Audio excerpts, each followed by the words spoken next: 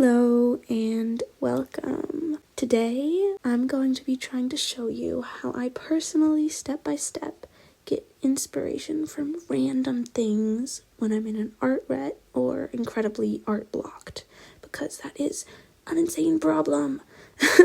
So today we're going to be using this magnificent Leprechaun St. Patrick's Day thing, and we're going to try to turn it into a gorgeous girl. So what I'm doing right now is I've created this little circle and shield thing, you know, that you see like everyone use as a base. I just do it because everyone else does it. It's not that deep. But I was trying to start this pose, and then I realized I didn't know what pose I wanted to do at all. So here I am. I went to Pinterest and I just started scrolling around, and I couldn't really find anything that I was like super like in love with, like, oh, it's so Leprechaun. So I went to my own page, my own feed, and I found this girl in a forest, and I thought, oh my god, this is it. I love this one. So I imported that as my reference, and to start off, when I use a reference, I start by just recreating the shapes that I see. So here I've got her head, and I noticed her head is kind of got this certain shape, and her body and everything. And I then align it with the canvas. So I align the reference with the canvas, and I mark the spots, so like the top of her head and her shoulders, as I've done here.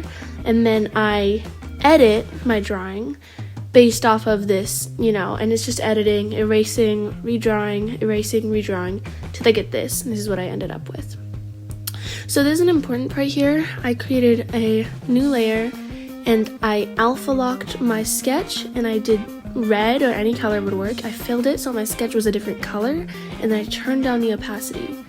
And then on my new layer, I got the lining brush that I liked, and I just kind of outlined, you know, what I wanted.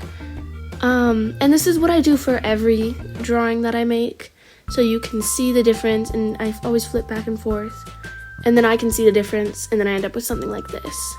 And at this point, I started character designing, so I brought up my old reference, and I was looking at, okay, so like the shape of the eyes, how is that gonna look? How do I get it to look like, you know, my reference photo, my leprechaun? So I gave her this like overalls thing, and the eyes are one of my most weak suits, the most difficult thing for me. And so I spent quite a bit of time editing that. And then I went on to coloring, and this is a layer right underneath my line art. I settled on kind of just randomly choosing colors, and then after I get my base colors, I always turn the background to gray so I can fill in the extra spots that I might not see originally. And here I'm writing down my light source because I always forget it, and I think this is one of my best, most helpful things, is going into a overlay layer for my colors and choosing this gray and then turning down the opacity of the layer, and then voila, it's just beautiful. So here I am on another new layer and I'm just adding details.